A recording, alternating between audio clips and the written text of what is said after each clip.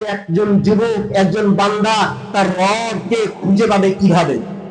এর দৃষ্টান্ত, অনুপম দৃষ্টান্ত আল্লাহ সুবহানাহু ওয়া তাআলা সূরা আনামের মধ্যে তিনি বলছেন, যখন ইব্রাহিম আলাইহিস সালাতু ওয়াস সালাম যখন দেখলেন যে মানুষ এই তারকারাজির ইবাদত করছে, তারকারাজিকে পূজা করছে, তখন তিনি দেখছেন যে এই তারকা যখন সকাল হয়ে যায় তখন সে থাকে না, তখন সে চলে যায়। এই চন্দ্র রাত্রে সে আমি যাই, দিনের বেলা সে থাকে না, প্রভাতে সে থাকে না, সে চলে যায়। এইভাবে যখন তিনি প্রত্যেকটা বিষয় যখন তিনি লক্ষ্য করতে যাচ্ছেন, দেখছেন না, এ তো আমার রব হতে পারে না, এ তো ইলাহ হতে পারে না।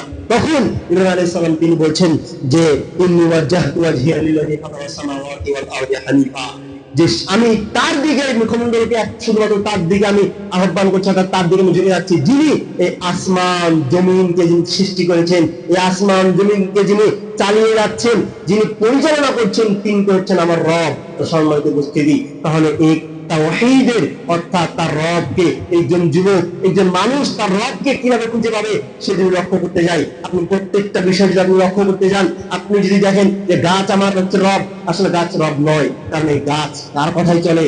এই গাছ আল্লাহর কথাই চলে। অর্থাৎ আল্লাহর বিধিবিধান, আল্লাহ সুবহানাহু ওয়া তাআলার যে নিয়মগুলো বলে আছে, এই নিয়মের মাধ্যমে এই সমস্ত কিছু এই পৃথিবী জাহান পরিচালনা হয়।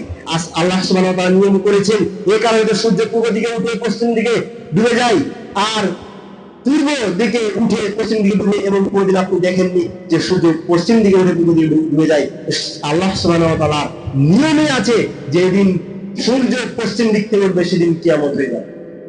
আল্লাহ সুবহানাহু ওয়া তাআলার নিয়ম, আল্লাহ সুবহানাহু ওয়া তাআলা আমাদের ইলাহ, আল্লাহ সুবহানাহু ওয়া তাআলা আমাদের রব।